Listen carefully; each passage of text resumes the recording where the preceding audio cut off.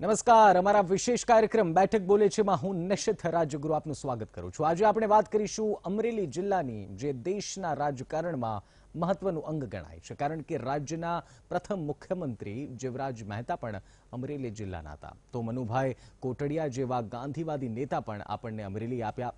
વર્તમાન રાજનીતિની વાત કરવામાં આવે તો ભાજપના કેન્દ્રીય મંત્રી પુરુષોત્તમ રૂપાલા પણ અમરેલીથી આવે છે, જ્યારે ગુજરાત વિધાનસભાના વિપક્ષના નેતા પરેશ ધાનાણી પણ અમરેલીથી ધરોબો ધરાવે છે।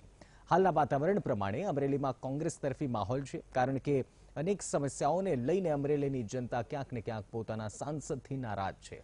બીજી તરફ પાકના પોષણક્ષમ ભાવ સહિતના મુદ્દા પણ છે, ત્યારે આ તમામ મુદ્દાઓ પર આજે ચર્ચા કરીશું, પરંતુ તે પહેલા એક નજર અમરેલીની હાલની સ્થિતિ અને રાજકીય ગણિત પર કરીએ।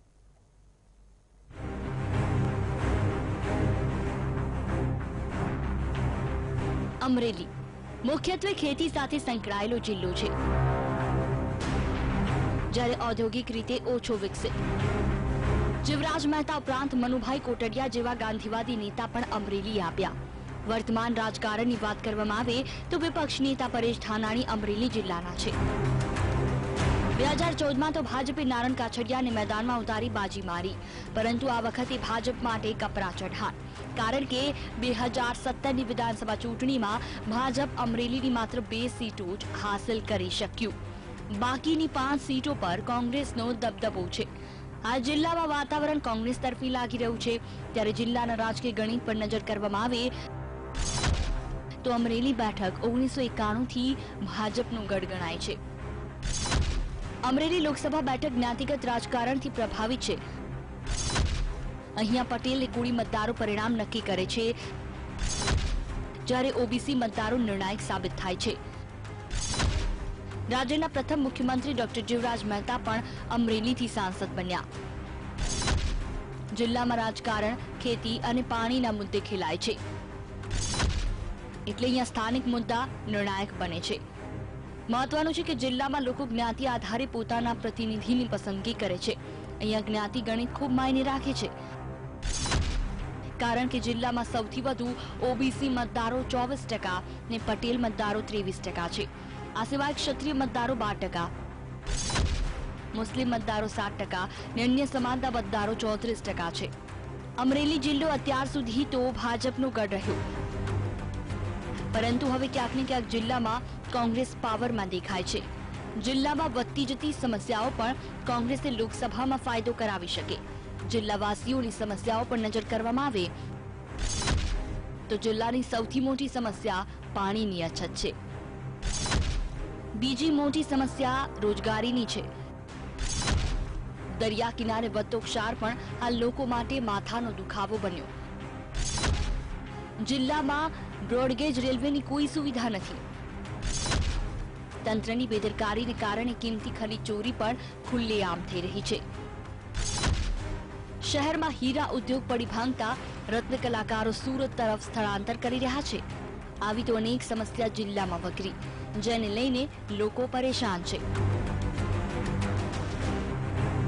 સાંસદ નારણ કાછડિયાના કામથી લોકોમાં અસંતોષ છે, જ્યારે બીજી તરફ કોંગ્રેસે પરેશ ધાનાણીને ઉમેદવાર તરીકે મેદાનમાં ઉતાર્યા। પરેશ ધાનાણી અમરેલીના ધારાસભ્ય હોવાની સાથે સાથે એક કદ્દાવર નેતા છે। જિલ્લામાં તેમનો ખૂબ મોટો ચાહક વર્ગ છે।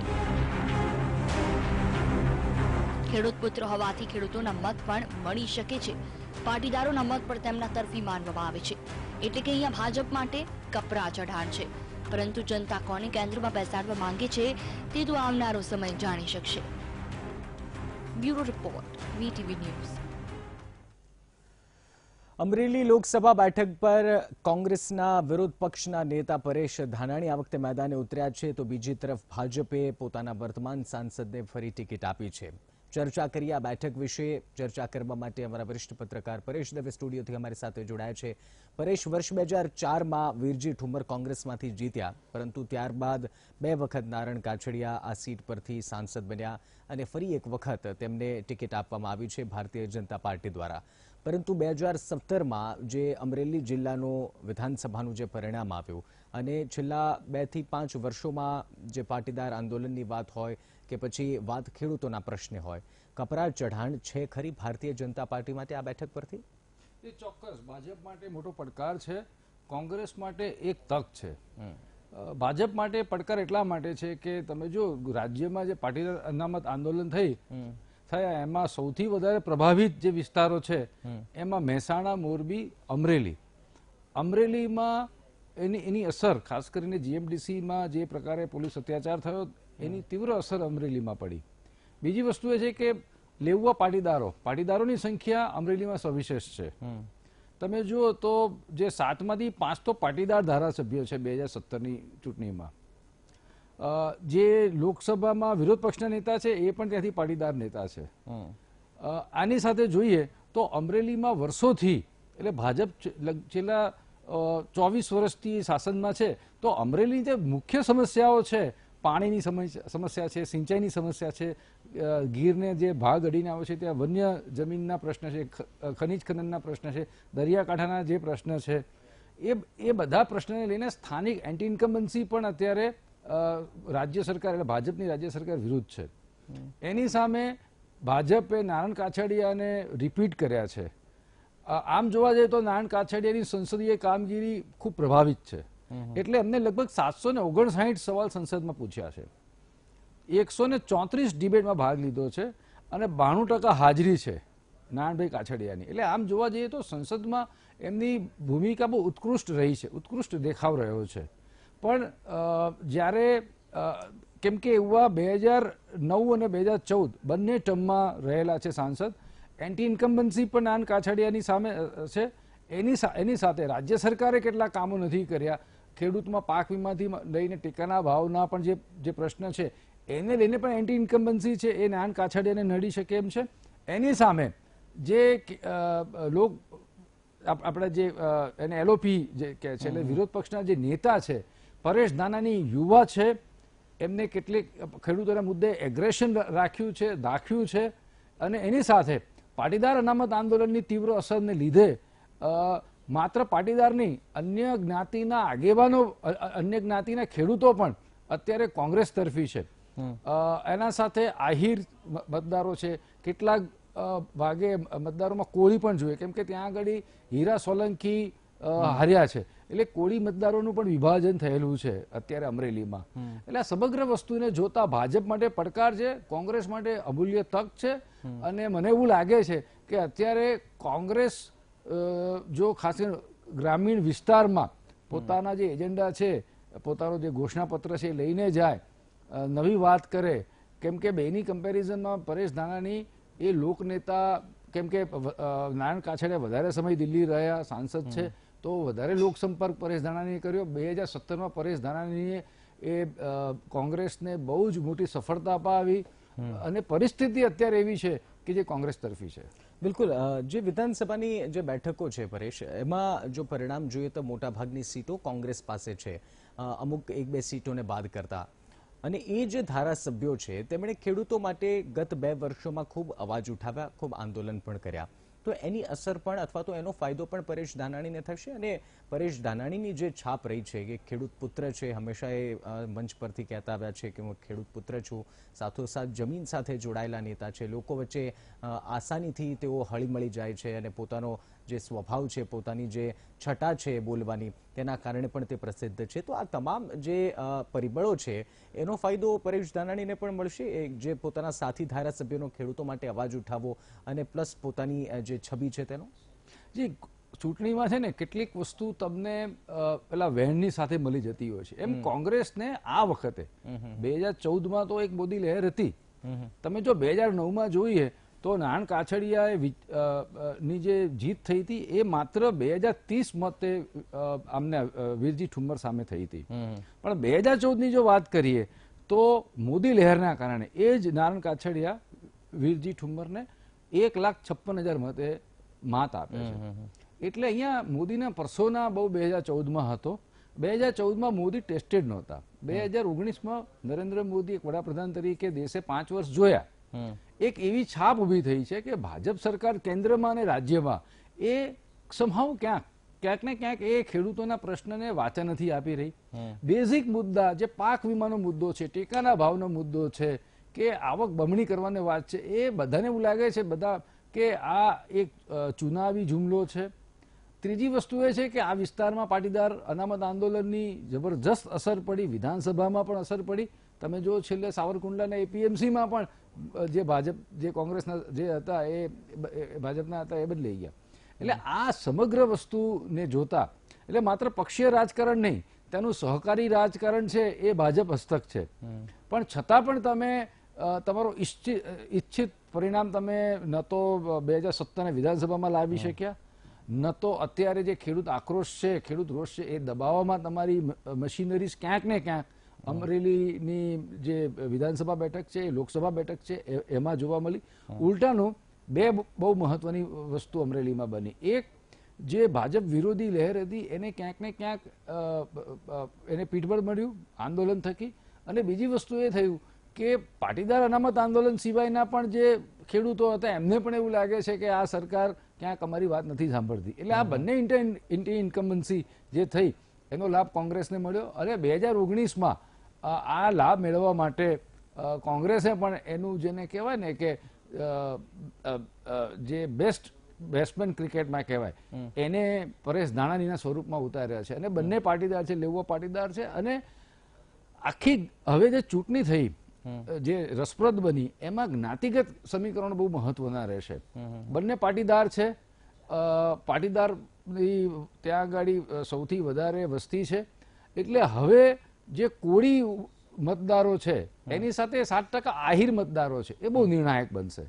એ બંને આમ પરંપરાગત રીતના આહિર મતદારો કોંગ્રેસ સાથે જાય છે. પહેલા કોળી મતદારો હતા એ કોંગ્રેસ સાથે જતા હતા, પણ હીરા સોલંકી અને જે સોલંકી બ્રધર્સ છે એને લઈને એ ફરી પાછા ભાજપમાં આવેલા. ફરી પાછું 2017માં કોળી મતદારોમાં વિભાજન થયું કે કોઈ કેટલાક કોંગ્રેસ તરફી ગયા, કેટલાક ભાજપ તરફી ગયા. કુંવરજી બાવળિયા કેટલું અસર કરી શકે અમરેલીમાં એ અલગ મુદ્દો છે. પણ અત્યારનું જ્ઞાતિગત સમીકરણ જોઈએ તો જ્ઞાતિગત સમીકરણ અને આંદોલનની અસર એ બંને ક્યાંક ને ક્યાંક પરેશ ધાનાણીને ફાયદો કરાવે એવી સ્થિતિ છે. પરેશ, સવાલ એક એવો પણ થઈ રહ્યો છે કે જો નજર કરીએ તો 23% જે છે પાટીદાર મતદારોનું ત્યાં પ્રભુત્વ છે અને કોળી મતદારો પણ ત્યાં નિર્ણાયક ગણાય છે. એવામાં કુંવરજી બાવળિયાનું ભાજપમાં સામેલ થવું, હીરા સોલંકીનું રાજુલા પીપાઓ જે વિસ્તાર છે ત્યાં પ્રભુત્વ હોવું, એટલે પાટીદાર જે પાટીદાર મતદારો છે તે તો નિર્ણાયક સાબિત થશે, પરંતુ બંને જ્યારે પાટીદાર ઉમેદવાર છે એટલે મતોનું વિભાજન પણ એ અહીંયા થતું જોવા મળવાનું છે. એટલે આ સમગ્ર અમરેલી લોકસભા બેઠક પર આપને લાગી રહ્યું છે કે કોળી મતદારોનો ઝુકાવ સૌથી મહત્વપૂર્ણ પરિણામમાં જોવા મળશે, કારણ કે પાટીદાર મતોનું તો વિભાજન થવાનું છે એ નક્કી છે, કારણ કે અમુક મતદારો ભાજપ તરફી જશે, અમુક મતદારો કોંગ્રેસ તરફે જશે, પરંતુ કોળી મતદારોનો ઝુકાવ કઈ તરફ જાય છે તે નિર્ણાયક પરિણામમાં જોવા મળશે. એ ચોક્કસ બહુ અલગ જોવા મળશે. કેમ કે જ્યારે તમે જીતતા હોય, તમે જ્ઞાતિગત સમીકરણના આધારે તમે ચૂંટણી જીતતા હોય, 2017માં એ સફળ ના થયું અને 2019માં અપેક્ષા રાખે છે. પણ રાજકોટના કોળી સમાજ અને અમરેલીમાં દરિયા કિનારે વસેલો કોળી સમાજની રાજકીય જે સમજ છે અથવા તો રાજકીય જે દિશા એ ઢળે છે એ અલગ અલગ છે.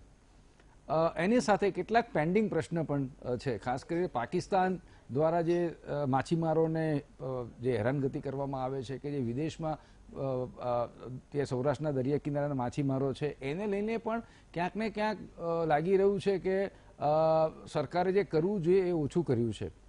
બીજી વસ્તુ આપણે જોઈએ તો આહિર મતદારો બહુ મહત્વના સાબિત થશે 2017ના ચૂંટણીમાં.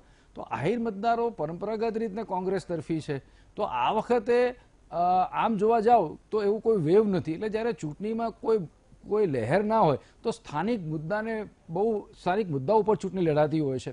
અને અત્યારે સ્થાનિક મુદ્દો એ છે કે ખેડૂતોનું જે માંગ છે એ આજે પણ પાક વીમાને લઈને કૃષિ નિયામકના ત્યાં આગળ ખેડૂતો ભેગા થયા છે. આજે પણ સામાન્ય જે વસ્તુ સરકાર એક ઠરાવથી કરી શકતી હોય, એક સરકાર નાની પ્રક્રિયાથી કરી શકતી હોય, એ પણ તારીખ પે તારીખ થાય છે.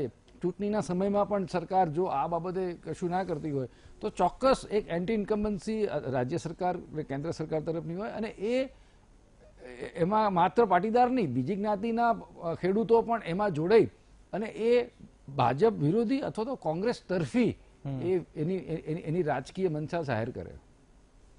પરેશ, ખાસ કરીને પાટીદાર મતદારોની વાત કરીએ, કુંવરજી બાવળિયાનું ભાજપમાં સામેલ થવું એ કેટલા અંશે ફાયદાકારક ભારતીય જનતા પાર્ટી માટે થશે? કારણ કે જ્યારે કુંવરજી બાવળિયા ભારતીય જનતા પાર્ટીમાં આવ્યા, મંત્રીપદ સંભાળ્યું, ત્યારથી એ ચર્ચા છે કે ક્યાંક કોળી મતદારો જે થોડા અંશે નારાજ પણ હતા અને જે ખેડૂતોની સંખ્યા અમરેલી જિલ્લામાં છે અથવા તો જે ખેડૂતો નારાજ થયા છે તેને પણ કદાચ કુંવરજી બાવળિયાના ભાજપમાં સામેલ થવાથી એક અસર જોવા મળશે ભાજપ તરફી.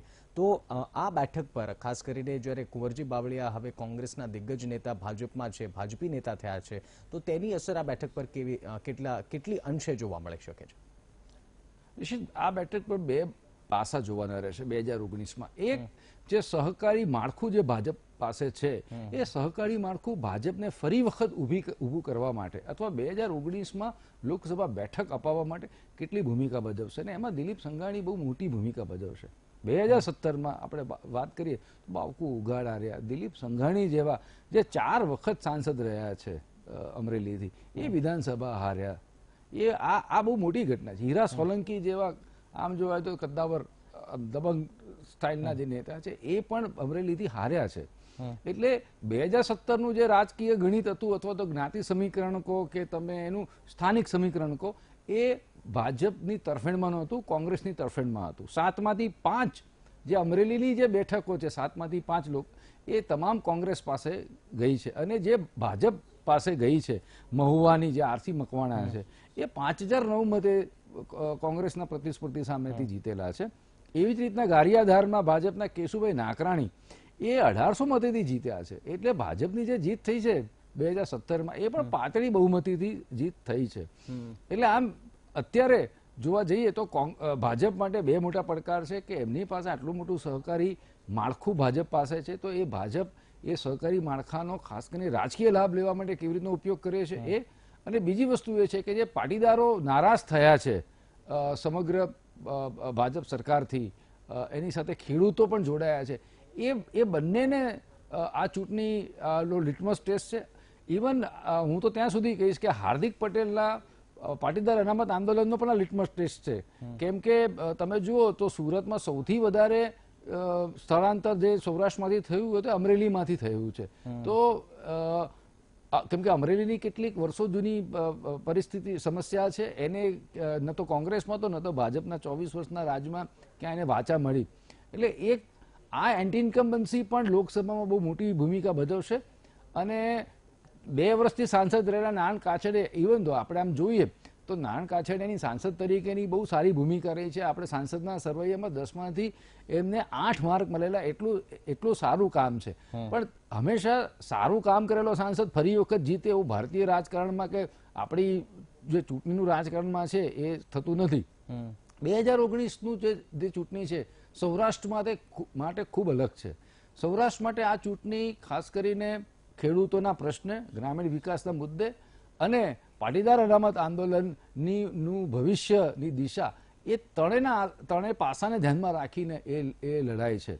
એટલે અમરેલી માટે આ જે ચૂંટણી છે 2019ની, એ ખાસ કરીને આવતા 5 વર્ષમાં અમરેલી રાજકીય રીતના સહકારી ક્ષેત્રમાં કઈ તરફ જવા ઈચ્છે છે એનું પ્રતિબિંબ એમાં ઝીલાશે.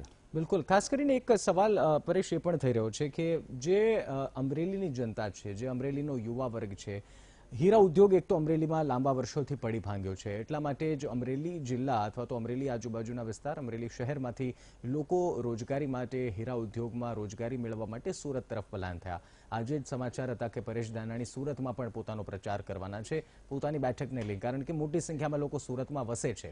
તો આ એક ફેક્ટર પણ એક મહત્વપૂર્ણ ફેક્ટર રહેશે, કારણ કે અમરેલીની જે જનતા છે, મતદારો છે, એ મોટા ભાગના લોકો જે છે સુરતમાં જઈને વસ્યા છે. વિધાનસભામાં પણ આપણે જોયું કે મતદાન કરવા માટે જે પાટીદાર આંદોલન ચાલ્યું તો પાસના સભ્યોએ બસો પણ ગોઠવી હતી મતદારો માટે. તો એ ફેક્ટર પણ અહીંયા ક્યાંક કામ કરતું જોવા મળશે.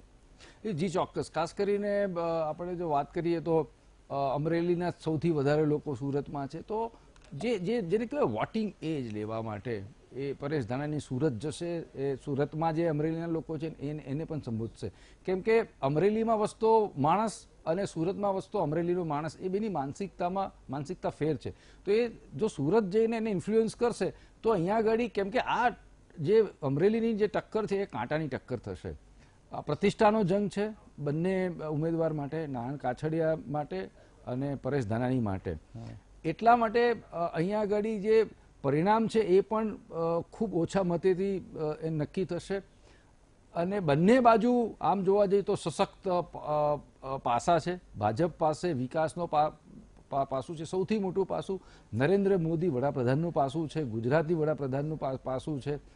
જે ગઈકાલે જે ઢંઢેરો પ્રસિદ્ધ થયો એમાં જે ખાસ કરીને ખેડૂતો માટેની કેટલી બધી કલ્યાણકારી યોજનાનું છે એ પાસું છે. તો એની સામે પરેશ ધાનાણી પાસે એક યુવા છબી છે, ફરી એક નવા સાંસદને દિલ્હી મોકલવાની વાત છે, એક ખેડૂતોની માંગણીને લઈને લડતા એક લડવૈયા નેતાની આખી છાપ છે.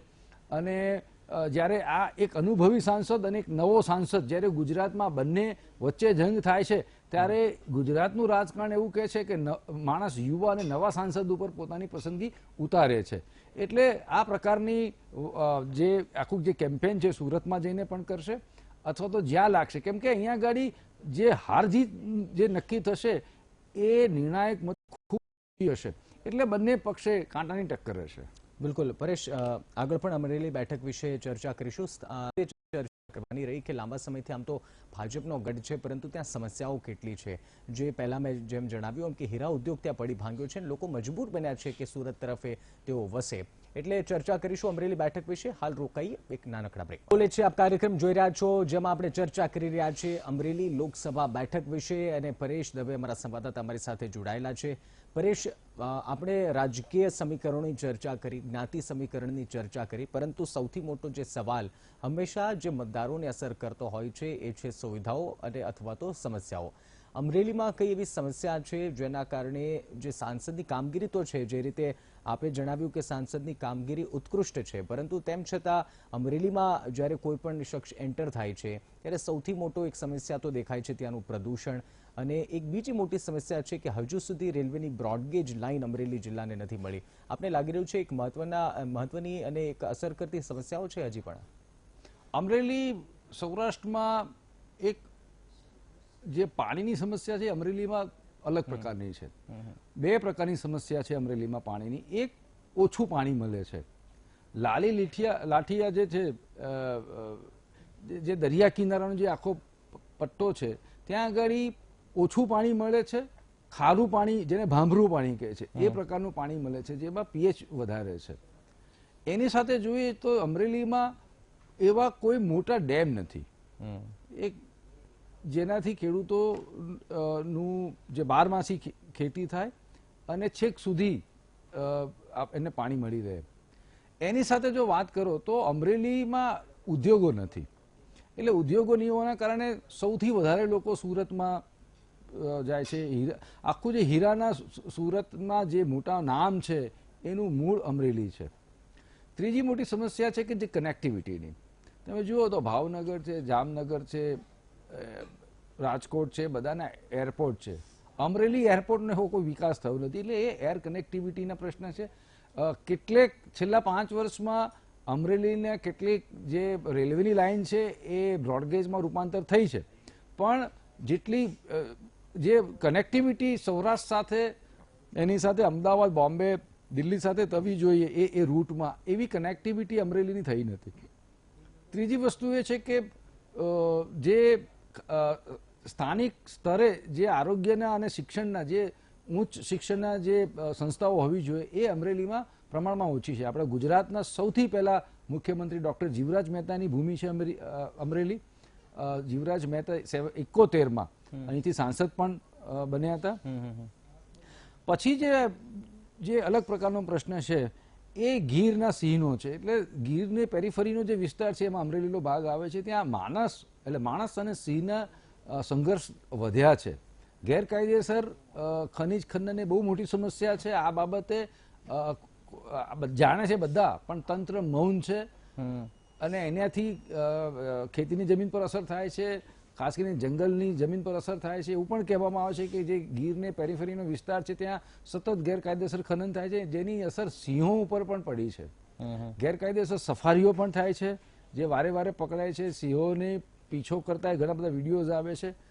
એની સાથે બીજી એક જે સમસ્યા છે અમરેલીમાં, એ ખેડૂતના અસંતોષની બહુ મોટી સમસ્યા છે કે ખાસ કરીને જંગલ ને અડીનો જે સટીક વિસ્તાર છે ત્યાં આગળ સિંહ જો કદાચ સિંહ કુદરતી અવસ્થામાં પણ મૃત્યુ પામે તો સ્થાનિક ખેડૂતો પર જે જંગલ ખાતાના અધિકારીઓ છે એની તપાસ અને એની જે પ્રક્રિયા છે એમાં ખેડૂતોને બહુ તકલીફ થાય છે. જંગલી જનાવરોની પણ બહુ મોટી સમસ્યા છે. અમરેલી શહેરની વાત કરીએ તો જે અસંતુલિત વિકાસ થયો છે અમરેલી શહેરનો ધૂળિયા રસ્તો છે એટલે તમામને લઈને અમરેલી શહેર અને ગ્રામવાસી એટલે બંનેની એક ટિપિકલ સમસ્યા અમરેલીમાં છે. બિલકુલ. દિલીપ જીરુકા સંવાદદાતા આપણી સાથે ફોન લાઈન પર જોડાયા છે અમરેલીથી. દિલીપ, સવાલ એ થઈ રહ્યો છે કે લાંબા સમયથી આપ અમરેલીમાં પત્રકાર તરીકે ત્યાં હાજર છો, ગ્રાઉન્ડ ઝીરો પર છો, અમરેલીની તમામ ઘટનાઓ આપ કવર કરો છો. આપની પાસેથી એ જાણવાનો અમે પ્રયાસ કરીએ કે જે ખેડૂતોના મુદ્દાઓ છે જે લાંબા સમયથી રાજ્યમાં ઉઠ્યા છે, અલગ અલગ ધારાસભ્યો અમરેલીના એ મુદ્દા ઉઠાવે છે, ખેડૂતોનો મુદ્દો જે છે આ વખતે અમરેલી લોકસભા પર કેટલી અસર કરી શકે છે? આપણે વાત કરીએ તો 2017 થી લઈ 2017ની જે ચૂંટણી હતી એમાં પણ મુખ્ય મુદ્દો ખેડૂતોનો જ હતો. હાલ પણ જે લોકસભાની આ ચૂંટણી નજીક છે ત્યારે અત્યારે પણ ખેડૂતોનો મુખ્ય મુદ્દો છે. અહીં ખેડૂતોને જે તકલીફો છે, ખેડૂતોને ક્રોપ કટિંગ પાક વીમા મળ્યા નથી, મળ્યા છે તો અડધા મળ્યા છે. જે વરસાદ અહીં જે નજીવત હતો, અહીં દુષ્કાળ જેવો માહોલ હતો ત્યારે ખેડૂતોના જે છે અગ્રણીઓના કહેવા પ્રમાણે 80% જેટલો ખેડૂતોને ક્રોપ અથવા તો વીમો મળવો જોઈએ તે મળવા પામ્યો નથી. માત્ર 10%, 20% અથવા તો કોઈ ગામમાં મળ્યો જ નથી એવું પણ બન્યું છે. ત્યારે ખેડૂતોની જે મુખ્ય સમસ્યાઓ છે એ અમરેલી જિલ્લામાં આ ચોક્કસથી લોકસભામાં જે છે એ બંને ઉમેદવારો લડી શકે એમ છે. બિલકુલ. દિલીપ અને પરેશ, આ બંને અમારી સાથે જોડાયા અને અમરેલી લોકસભા બેઠક વિશે ચર્ચા કરી બદલ ધન્યવાદ. તો અમરેલી લોકસભા બેઠક ખૂબ જ નિર્ણાયક સાબિત થશે આ 26 લોકસભા બેઠકમાં, કારણ કે પાટીદારનો મતદારો પણ ત્યાં વધુ છે. ત્યારે જોવાનું રહેશે કે શું થાય છે. બેઠક બોલે છે કાર્યક્રમમાં અત્યારે બસ આટલું જ. રોકાઈએ એક બ્રેક માટે.